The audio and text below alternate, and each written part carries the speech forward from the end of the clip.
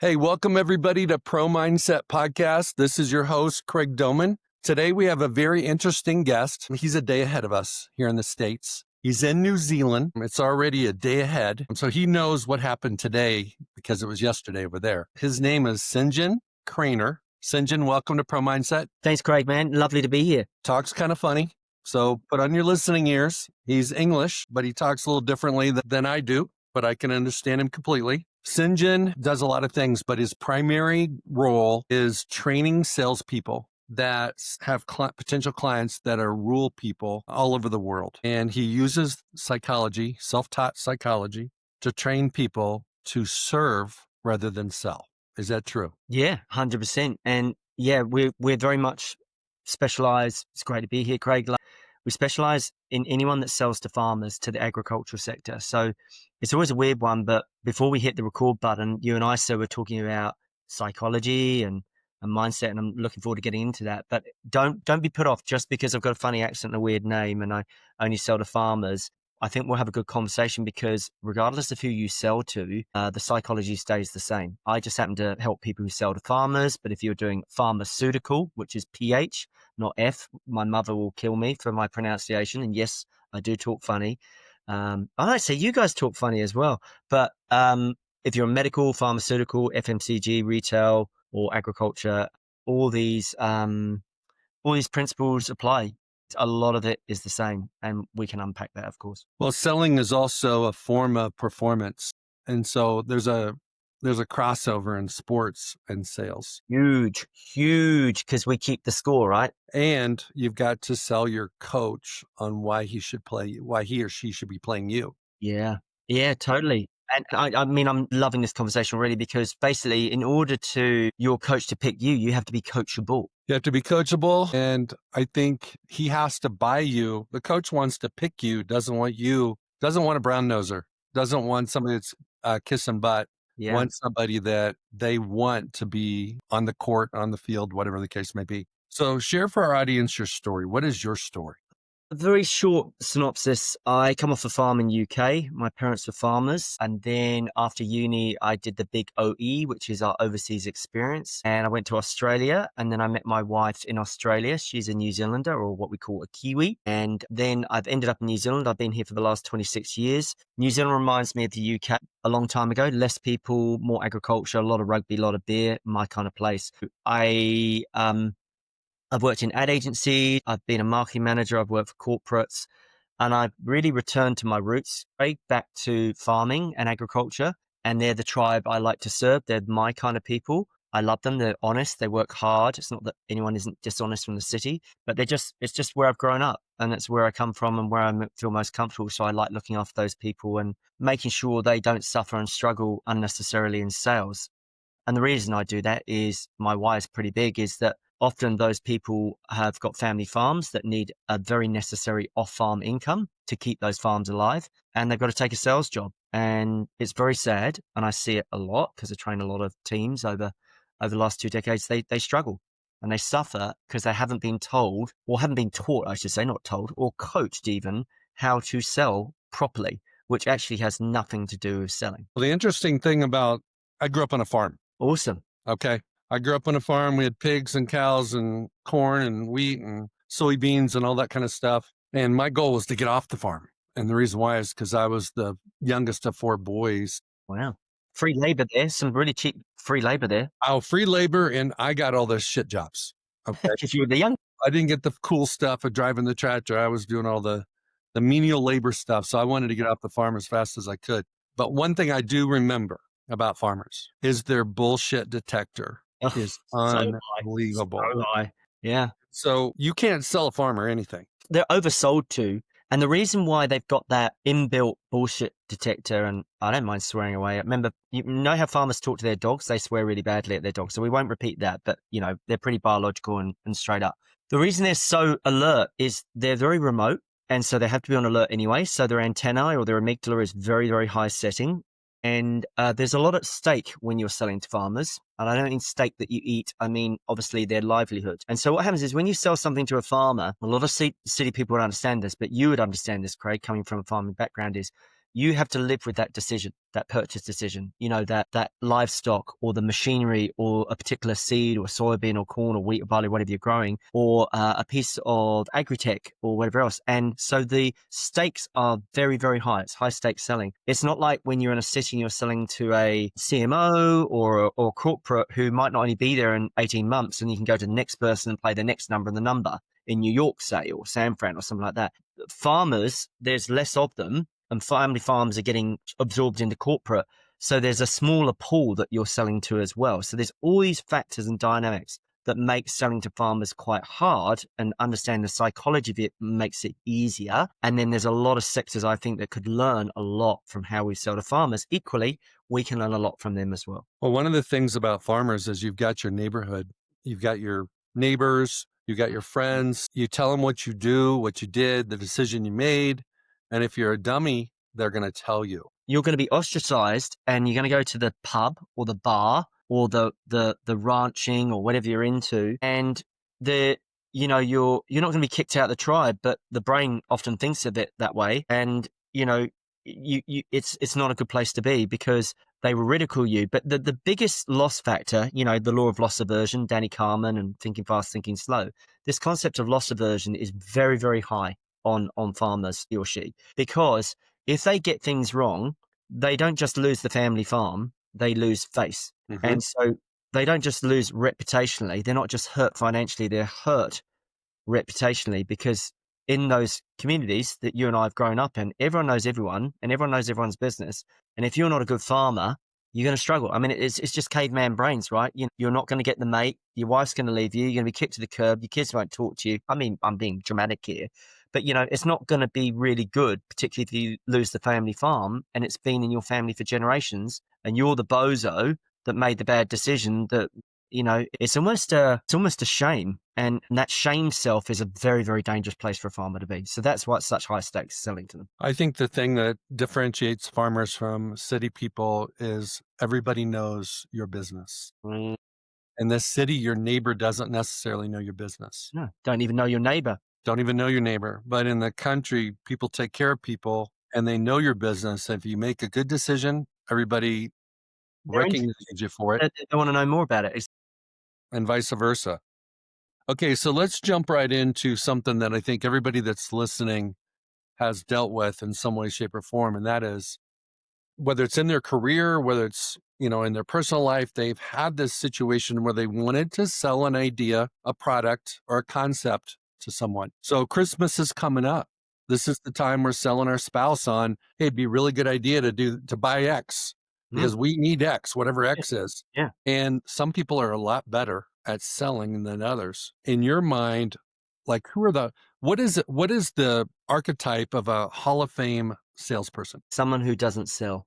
And what I mean by that is someone that's more interested in the person in front of them than themselves. Someone who is serving others rather than serving their own needs. Because when you serve the best interests of others rather than your own best interests, you'll make more sales. I have this concept, I need to trademark it. It's not that clever, and I don't know why anyone hasn't come up with it sooner, because I'm not ridiculously brainy here. It's a concept of being a buyer's assistant. A buyer's assistant. This isn't a checkout. This isn't a shop assistant. This is a buyer's assistant. It's not your job title on your card, and it's not your email signature, but it's the stance or the intent that you take, Craig. So if I'm wanting to sell something to someone, I don't do that. The first thing I do is, how can I serve this person? And how can I help them make the best decision, the most accurate and the most informed decision for them that's going to help them rather than me? Because if I look after them, they look after me, and we're going to have lifetime value, whether that's a spouse, whether that's a child, a boss, a prospect, a customer, a client, or the above. So the first thing, a Hall of Fame salesperson is someone who doesn't sell. They're someone who serves, and they're a buyer's assistant. What does that look like when the rubber meets the road in terms of how do you differentiate your role in sales from being a buyer's assistant, which means you're helping the other person, you're being their assistant, you're doing discovery, you're doing R&D, you're finding out the facts for them, you're giving them an opinion, all those kind of things, compared to being a salesperson. So what happens when you talked around discovery and needs analysis and those kind of things, those are things that we force buyers through. through our process. What you want to do is understand their process. You don't force fit them into your process. So, if you're a complicated SaaS company or tech company or agri-tech, they're trying to put you through certain gates. We're talking gates and fields and farming analogies here. What a buyer assistant does is they come from a different stance. They come from a different intent, or in your words, a different mindset. So what they do is they come from the way they signal it and the way that the buyer then treats you differently from the get-go, is they go, gee, this guy's asking way better questions. I've never been asked that question before. And the conversation is a high quality conversation based on excellent questions that help them make better decisions. So, and we can share some of those in a minute. But the reality is, if it feels and sounds like a sales conversation, you're doing it wrong. If it doesn't feel and it doesn't sound like a sales conversation, you're doing it completely right. All your conversations should sound just like a conversation. They should never sound like a sales conversation. And the way you fix that is you make sure that you're way more interested in the person in front of you than the product or service that you sell. You're more interested in serving them. You're more interested in helping them make the best buying decision for them. And then they might look after you. It's kind of, we flip it, Craig. It's very, very different. It's completely contrarian. It's very conventional to traditional happy clappy sales trainers out there. And we inherit a lot of burnt and bruised carcasses from them. And particularly in the rural space, because they've been, burnt and bruised by happy clappy, veins popping out their head, guys wearing tight shorts, talking too fast, the ones. And we will protect the innocent. But farmers don't like that. And yeah, it's all about your intent and where you're coming from. I think intent is I know mindset is incredibly sacred and special and important to you and your career. Intent for me is a very, very big word, where you're coming from. Okay, so let's dive into intent. Break it down. Sure. What does it mean? How does it show up? How does it get polluted? Great questions. So what it is my intent should always be to serve the other person, period. Non-negotiable, never to sell them anything. If you want to make more sales, stop selling. Now, I know that might be counterintuitive to the North American way, and that's not a generalization, but in some cases, the focus is on the close. And actually, I'm more interested in the opening, because most closing problems are opening problems. Now, the way to differentiate yourself immediately and move the buyer from the wrong part of their brain to the right part of the brain, which we can unpack, is to ask them questions they've never been asked before, or using disarmament, and that not in an aggressive way, and a subtle and a gentle way. But the most important thing, your listeners, if you're in sales, whatever you're selling, is you need to signal buyer safety. It is crucial. And the way you signal buyer safety is through non-assumptive selling. So what I teach my students is, I want you to detach from the outcome, which is the sale, and I want you to attach yourself firmly to the process, just like you do in football. It's like, don't worry about the score, worry about the next play. Focus on the process, and the podium will look after itself. So detaching from the sale, signaling buyer safety, being non-assumptive, these are core ingredients to being successful in sales. Okay, you mentioned something I'd never heard before, so I need you to unpack it for me. The right part versus the wrong part of the brain. Yeah, exactly. I'm glad you can understand what I'm saying. It's awesome, and I love the question. So basically, the brain is really complicated, and we still don't know a lot about it. But the more we learn about it, obviously, the better we can sort of navigate it ourselves, on our own brains, or those of others. So this is sort of voodoo stuff. It's very simple. Let me keep it really simple for the listeners. If you imagine the brain, it goes from back to front, and then it goes back and forth. When you meet someone for the first time, they're in the back of their brain, which is essentially, it's called the amygdala, which is Latin for almonds. And the amygdala is your most primitive, most powerful part of your brain. It's the oldest biological part of your brain. And it's the first part of your brain that grows before anything else. And it's actually connected to the vagus nerve, which goes to all your organs. So that's your fight, flight, freeze. It's your smoke detector. And it's ever vigilant. And its only job, the back of the brain, the only job of that amygdala, the back of your brain, is to keep you alive. And it's constantly scanning for threat. Now, some people call it the reptilian brain, because reptiles only have one brain. And their only job in their brain is to keep them alive. They only have one brain. Now, that's the back of the brain. So if listeners are reading or driving, and I don't want you to take notes if you're driving, because we want you to be nice and safe and sound and get home to your families, is the back of the brain is the fear brain. Okay, it's really, really simple. Then you go to the middle part of your brain. I'm keeping this really simple for everyone. The middle part of your brain is the feel brain, where you feel. It's called the limbic brain. And that's your feelings, your emotions. And the most important thing when people are with you as a salesperson, they don't normally feel safe with you. They fear salespeople. They don't feel safe with salespeople. So that's where you beautifully picked up my man around back of brain to middle of brain, from the wrong part of the brain to the right part of the brain. And then they move towards the front part of their brain where they start thinking. And that is what we call it fear at the back, feel in the middle, and think at the front. So what happens is everyone wants to be someone's trusted advisor. For anyone that can't see the video, I'm doing this with my little inverted commas rabbit, the trusted advisor. Craig, I'm not your trusted advisor because you don't know me yet.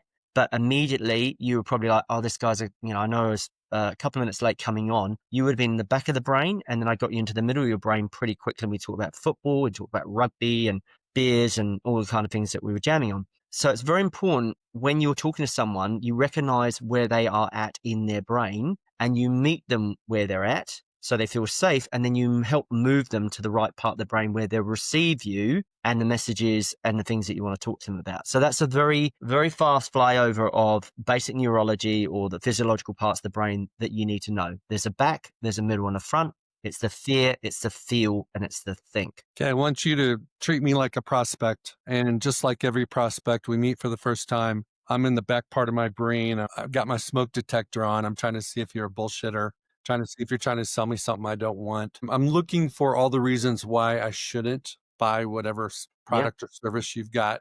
That's it. How do you move me? Show me with questions how you move me into the emotion feel stage. Yeah. Do you want to throw me, you role play with me, and then I'll, that's the Sure. challenge. Then Let's I'll go. reply back. Okay, so let's say let's use a simple example like you're trying to sell me a car. Okay, but I'm the one that drove to your dealership. I'm the one that needs the car. I just had triplets. I need to get a minivan. So Sinjin, I'm looking for a minivan. Cool. Tell me, what are the most important criteria for you when you're potentially looking at a minivan? Is it safety? Is it economy? What are the things that you and perhaps your spouse, your wife are looking for? And then we can either find out if we can help you or not. How does that sound? That sounds good. I would say there's three things we're looking for. Number one is safety. I want high readings. I want full circumference safety. Okay, because the little ones are going to be in the second row. So I want I want tremendous safety. The second thing I want is economy from the standpoint of gas mileage, and just not. I would say gas mileage as well as dependability. If I'm buying a new vehicle, I don't want to be at like a couple thousand miles outside of the warranty and have to spend a bunch of money. So I'm looking for a vehicle that's got a long, useful life. And the third thing I'm looking for is a little style. This is the first time I'm going to have a minivan. I'm used to driving fancy cars, and I don't want to be the geek. Yeah, makes a lot of sense. So safety is a really big one. And then if we're rolling ranking them in order, did you say that economy, your gas mileage is second, then reliability is third? Have I got that right? That's totally fine. Reliability is third. Yeah. Okay, awesome. Okay. But then we also said that style is important because naturally, just like I was, then I had to go in a minivan and a people mover, and I used to drive a nice flash Audi. And I cried when I had to get my minivan. Yeah, obviously we're just running out of role play here, guys. I would not make that up if I wasn't the case. Yeah, it makes total sense. We want to look, as good as we can in a minivan if that's possible, right? So tell me about the little ones. How old are they? Let's just say they're triplets and they're 2 years old. Wow. Okay, so that's busy. Have you looked at any other models in terms of ease and access of getting them in? What have you tried? What have you researched? Sinjin, you are the first salesperson I've talked to. This is the first lot I've come to. Okay. I don't like shopping. Sure. And so, if I can find something here, I'd like to get something knocked out. But if not, I'll go down the street. Yeah, sure. And before we get into all of that, because we're not going to make any assumptions, I think the most important thing is here that we give you the best information you can, whether it's us or someone else, to make the best decision for you and your wife and your beautiful kids. Okay. So that's probably what we need to focus on first. We'll worry about the sale later on. Okay. So tell me more about, I think I'm clear on the safety side. Who's going to be using the car the most? Is it your wife or is it you? I would say my wife's probably going to be using it 80% of the time. And so when your wife's using it, is she using it for kindy drops, shopping? Is it the family wagon? Is that? It's sort of family. Anytime we take the kids somewhere, she's going somewhere, it's going to be the vehicle. Brilliant. As you know, with me, the wife is a happy wife, makes my life happy wife, happy life. And if mum's not good, no one's good. What has your wife told you? What's on? Because we talked about what's important for you, which is really important, but what's important for her that we need to be aware of? All she cares about is safety. Right. And I would say that, a little bit of um, just accessibility, convenience in terms of, opening doors, Yeah. reaching the kids when you're driving. You're always going to have, one of the three is going to be screaming at any given time, drop their sippy cup or whatever it is. Well, there are three of them. There's three of them. So we need a bench seat in the back so we can fit all three in, because if we got bucket seats, we're going to have to Right. stick the unlucky one in the back. Yeah. So accessibility, mobility, being able to get at them is really, really important. So leg room and all those things. What else is on your wife's list? What's the things that she's told you that are really, really important in terms of her? That's all she's got is safety and just being able to, with the vehicle we've had, it's not the best for, at a red light, being able to accommodate the kids. Yeah. What's the vehicle that you guys drive at the moment? We have a role play mode now. Let's just say we have a Tahoe. Okay. Got Okay. bucket seats in the back, and it's not ideal for three kids. Yeah. And what is it that you liked about that car before you haven't so much liked it? What did you like about it? The Tahoe, Yeah. a lot of cargo space, rides nice, rides like a car, but gives you the spaciousness of a truck. It's bigger on the road than a normal car. Visibility's better. It's just a nice ride. Yeah. Are there other things you want to improve? Will there be other things now that perhaps I'm getting the sense that the reason you're here is you're potentially looking at other options or replacement or resell or anything else or trade in? What are the things that the Tahoe's letting you down in at the moment, or the things that it's got gaps in? I would say that the only thing that it's missing is the ease of use with three kids and, with So you two see, seats. we need something with a bit more space and the More importance. space, and I need a bench seat in the second row. Brilliant. Okay. All right. Okay. Do you want to have a look at a few things that might tick off a few of those boxes and then we can go from there? Beautiful. So we'll jump out of role play so we don't bore the listeners anymore. I don't sell cars for a living. I sell tractors and headers and agri-tech and feed and seed. I don't know. What did you think? I don't know. You tell me, Craig. What you did is you kept asking me questions Mm. to get me to get more clear about what I needed, what I wanted, how it compared to what I have now. You took it slow. You didn't try to sell me on anything. Didn't tell me how great your product was. You didn't try to introduce me to the general manager to start talking about money. You didn't even ask me to take it for a test drive. You No. were just trying to get a feel for, why am I even here? Yeah, exactly. We were qualifying you. So was I playing sales rep or was I playing buyer's assistant? Yeah, you were a buyer's assistant. And then I did an important thing. And again, I'm not being self-congratulatory here, but we break it down for the listeners. I asked you about your wife, didn't I? And why was it important to ask about the wife? Well, she's going to be driving it, and Yeah. she's going to be a co-decision maker as well. Yeah, at least. If it's anything like my wife and mum of the household, she's the CFO and CEO of the household, and nothing gets worse, right?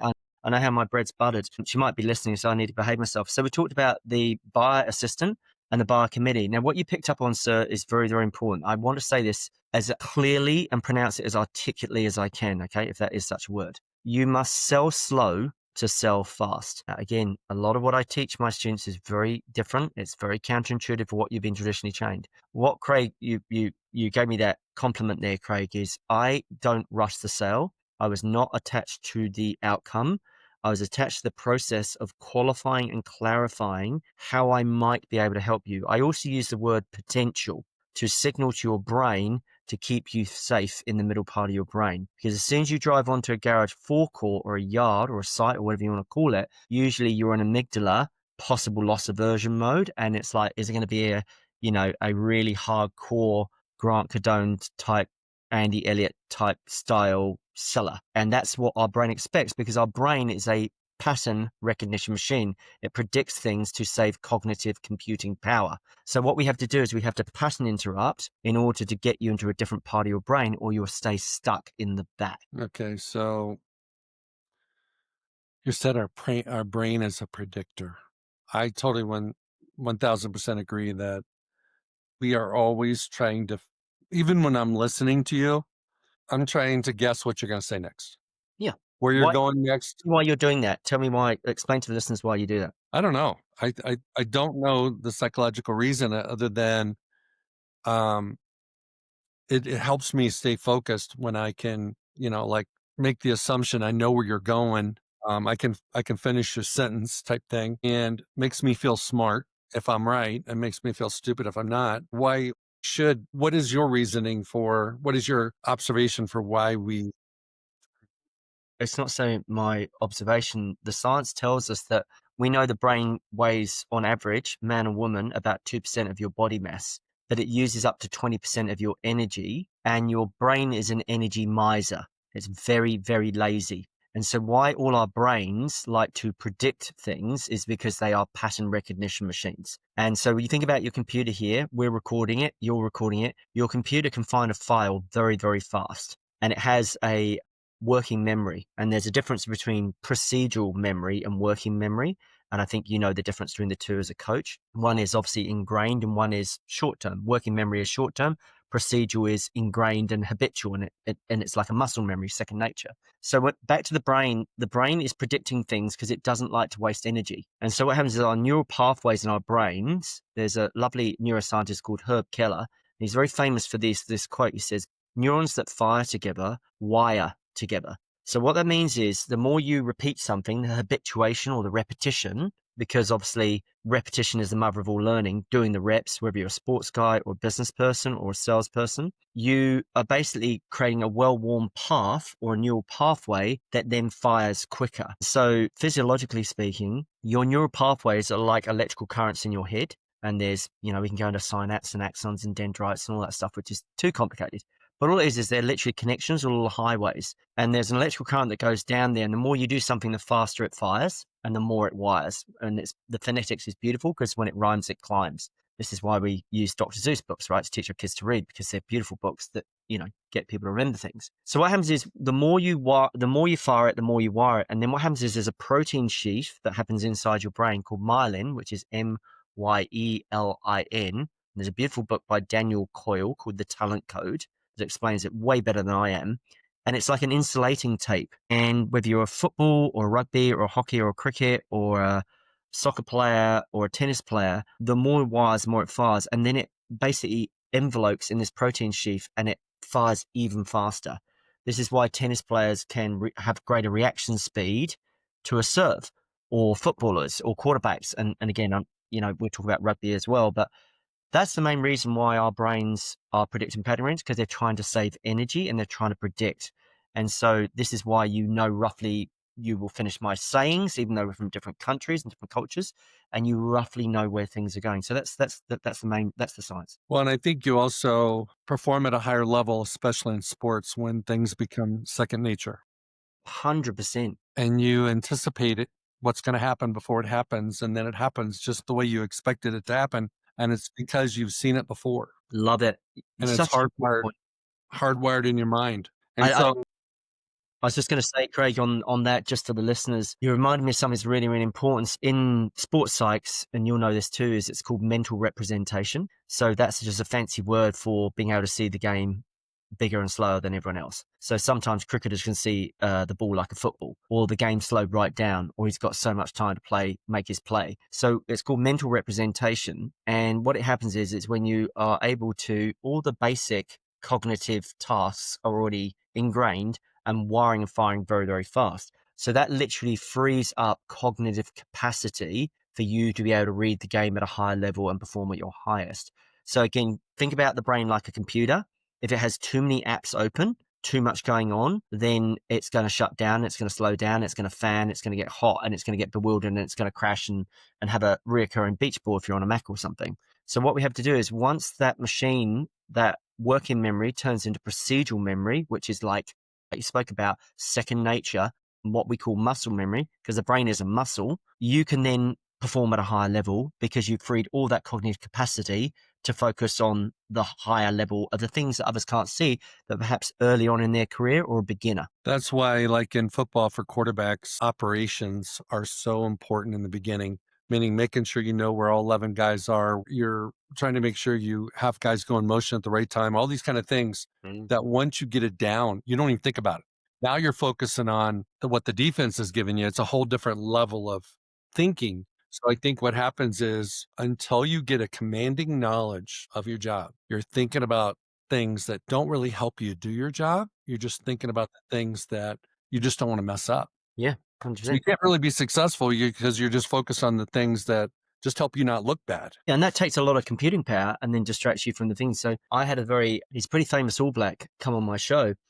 And when's this coming out, Craig? When you're weeks away, months away? When does this roughly come We're out? like 3 weeks away. Okay, cool. This was recorded 3 weeks ago. Okay, cool. So basically, I have a famous All Black, and he's going to be doing our 100th episode, and it's very generous. And what he did say, it will become clear if people want to follow it, if they're interested in rugby, maybe they're not. But he said, the reason I got so far is I had good rugby intelligence. He said, I knew where the ball was going to be. And also the other thing that was amazing about this guy, who I have to keep under wraps because I won't until the 100th episode goes, is, and it will become clear, is he was chosen for his coachability. And what he didn't lack in strength and stature by his own standards, he wasn't a really big guy. And he wasn't a really fast guy, but his rugby intelligence, his rugby IQ, or what you call his footy IQ, football IQ, was very, very high. He was also a lawyer before he was a rugby player, so he had a big brain on him. But his ability to get into places and positions, and he knew the play, he could read the play. He was then invited into the leadership group, which is Richard McCaw and Dan Carter, and they're the GOATs in our rugby world. He was one of those in that group. And the reason he was in that group wasn't because he was the fastest or the strongest, it's because he was the most intelligent when it came to rugby intelligence. So it's validating exactly what you're saying is you'll be able to make, you can fire faster because it's far and wide and you have anticipation. And going back to sales, in a conversation, you're not having to worry about which part of the brain is the bar in, or what question should I ask next, or how do I manage or prevent this objection, or I've got to establish the business case. I need to identify the buying committee. I need to signal buying safety. It becomes natural, but it's the 10,000 hour rule, and some people believe it and some people poo-poo it, but you got to do the reps and you've got to be coachable. And I know you would agree with me on that, Craig. Some people are just not willing to sacrifice and do the goddamn work. And this is why they suffer and struggle, because they're not willing to do the necessary reps. Okay, so let's shift gears for a second. You've got a salesperson that has the head knowledge. They've got the sport IQ, so to speak. But in the defining moment of the conversation, they wimp out. They blow it. They lose their confidence. They can't, because they're attached to the outcome. Yeah. Well and said. the commission or whatever follows that, they bomb it. How do you coach a person to be better when that's their symptom, that's their problem? Well, the first thing we do is we watch the tapes. So what we do is we debrief, and it's like you don't go into a changing shed or a changing room straight after the game and go, you're an absolute bozo idiot. What the hell were you doing with that play? You completely blew it. You should have taken the kick. What you do is you give them time. They're already self-reflecting, self-remonstrating, all those kind of things. And then on Monday morning, let's use the sporting metaphor because that's where we're going, is I go, hey, can we go through, are you okay? Can we go through that call together? Can we listen to the tape, or can you take me through it? Maybe I've watched them. Most coaches watch their teams. It's kind of important. If you're not watching your team, then maybe become someone else, or don't become a coach and don't become a manager.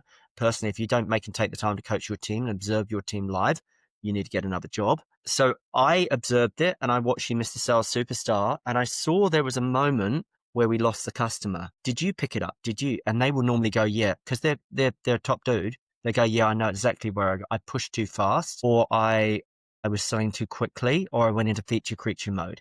And then what I would do is I'll coach them through that. I won't tell them. I will ask them, because coaching is asking, managing is telling. I say, so tell me what was going on there for you? What was there pressure, or why did you decide to do that? And then they'll give me their decision-making framework so I can understand what decisions they're making and why.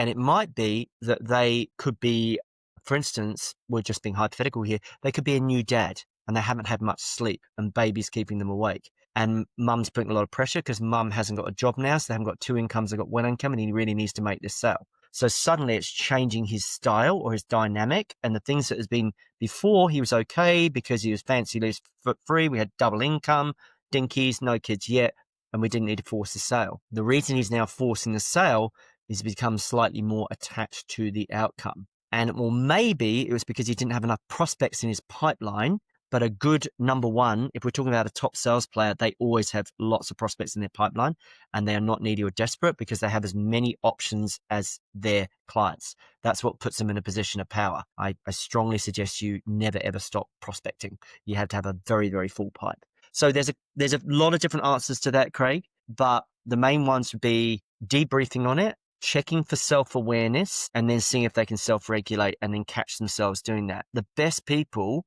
the best players, the best salespeople, the people that can coach themselves. Best coaches are ones that can teach their players or salespeople to coach themselves. They know what they did wrong before you tell them. Yeah, you don't need to remonstrate them. You don't need to kick over the rubbish bin or the drinks stand table and, start screaming, cursing and table thumping. They're already beating themselves up anyway. If they're a top performer, they'll usually know why. What we're going to do is, we don't have to be Dalai Lama here, but when we lose, we don't lose the lesson. So what does this teach us? What can we learn from that? How can we improve? The military have an after action review. So they go, right, what was supposed to happen? What did happen? And then what are we going to do to improve it next time? So they call it an AAR. Your amazing man, Jocko Willink, in his book talks about that, in Discipline Equals Freedom. And so AAR is a very well-known term in the military, and it's the same with sports and it's the same with business, because all these three things, they correlate. There's high stakes. No one's dying in sales. We have to remember that, by the way. It might not lives, but it's livelihoods. So, you're not an ED surgeon here. So we can fix this thing. It's important. No one's died on the table, but we got to go through it. We got to commit to the discipline of debriefing. I mean, the amazing thing, this more than anyone, Craig, a great coach will coach win, lose or draw, and you'll learn as much from your wins, because success is a lousy teacher, but only if you allow it. And the complacency from familiarity of winning can be actually very unhelpful sometimes. But sometimes the trend is your friend, and you can actually see that while we're not winning, but we are getting there, and I can see that we're improving, and the gates will open and we will burst through at some point. But if we keep doing this, we will then start. I mean, you're have way more authority on this area than me. I just make sure you coach your team, you debrief them, and as you say, a good coach helps people be able to be coachable and coach themselves. I mean, self-awareness is huge. It's huge in sales. It's huge in life. It's huge in sport and business. You have to be self-aware. You have to know what you're doing and why you're doing it. And sometimes you need a coach in the objectivity to see the things you cannot see, or see the potential in you that you don't see. I see potential in my students, and you do in the people that are in your charge. You see potential in them way before they can see potential in themselves. That's what a great coach is. I would say something that gets missed a lot on the coaching side is the idea that when you win, you take the win, celebrate, and try to do it again. Instead of the really, really good coaches, they coach harder when you win than when Interesting. you lose. Very So interesting. you got the sale, but you should have did this. You could have done this, or ask them so they tell you what they could have done better. Maybe they sold 100K worth of product and they could have sold 200. Correct. So we took as much as they could have, yeah. right? But when you losing is, it's great medicine. You can't run from it. You can't hide from it. You're going to learn from it. You just have to choose to whether you're going to take it with you to the next opportunity or not. But winning has a tendency to mask your problems, your weaknesses. In sports, you might have a 3-game winning streak and you're not playing that well. Eventually you end up with a 5-game losing streak if you don't address the issue. Yeah, 100%. I think that's great. And you taught me something there around, when you look at really good coaches, obviously we're rugby mad down here with the All Blacks and stuff. What they do is when you see the post-game interview of the coach, they don't go, oh yeah, we played amazing. It was brilliant. It was a 10 out of 10. We're amazing. We're just going to take the week off and go to the Bahamas. What they do is they go, yeah, look, we're good, but there's some things we need to improve on. And then we need to go to another. Now I'm going to give you, you'll quite enjoy this. I don't know how much you know about the All Blacks, but they've got a pretty good winning percentage. Like I said to you before we started the recording, between 2005 and 2015, they have an 87% win rate, which is the highest of any sports team in the world. Even your Lakers and your Celtics and all that kind of stuff. And there are a lot of reasons for that. But one of them was they had really good coaches plural, not individual. And the top coach was a guy called Steve Hansen. And one of the things they do, and there's this beautiful book called Legacy by James Kerr, which is behind me on the bookshelf here, is he says there is a lot of humility around the team and they sweep their own sheds. So when they go, they clean out their own changing rooms. They're not superstars, not rock stars. They clean the sheds. So they sweep the sheds. When they check into a hotel, they don't get the hotel butler or foreman to take the bags out of the thing. They have a human bucket chain and they get the bags from the coach into the reception and they just all line up, all 40, 50 of them in the squad. So these kind of disciplines. So you talked about the points of standards, which is where I'm getting to. So Steve Hansen had this quote and it's beautiful. He has another one as well. He says, the standards you walk past are the standards you accept. And now the other one that he said, which I loved even more, he says, if you can't change the man, change the man. And this is why they had the win record. And so, we can learn so much from your amazing NFL coaches. I've read a few of them, some of them down here on the bookshelf. John Wooden, your basketball coach, amazing coaches. I think a team, sales team, a business team, a sports team is only as good as its coach. And I always say, show me the manager and I'll show you the team. And so if the manager's right, the team are going right. And the coach has to take responsibility. And as you rightly said, sir, they have to have higher standards for themselves than anyone else. And they need to demand them all the time and live them and breathe them and show them, otherwise they're a fake and they're not a leader, because no one follows a leader who doesn't do what they're supposed to do. A leader is not a leader without followers. And so they're following the example, the standard that you set. So you have to have extremely high standards that you set for yourself.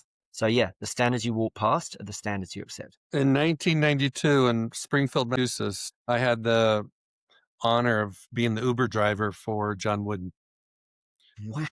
Spent like a week with him at an event where I was like his driver. Amazing. And it was super dope. And his character just emanated from his oars. Yeah, you could just feel it. He didn't have to say anything.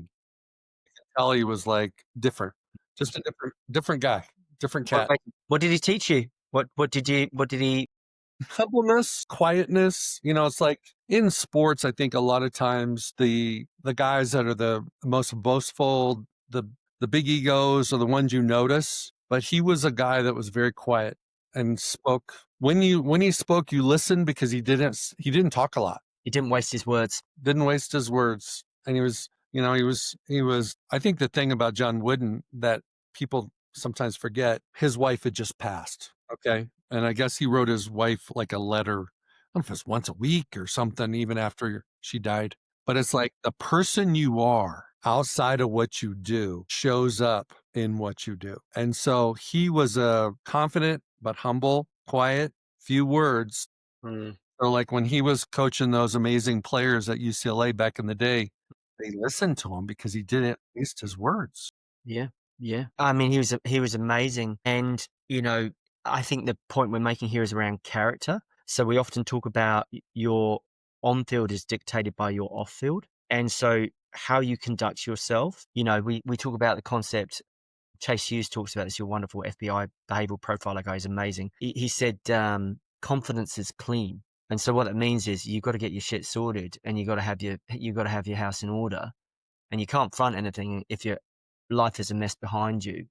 Just the things of manners and being punctual and communication and curiosity and empathy and sensitivity and generosity and kindness. And these are human traits and skills. And these are things that develop character. But what develops character more than anything else is the losses, the rejection, the knockbacks, the no's, and it's character building. And we could go on for days to talk around that, which we don't.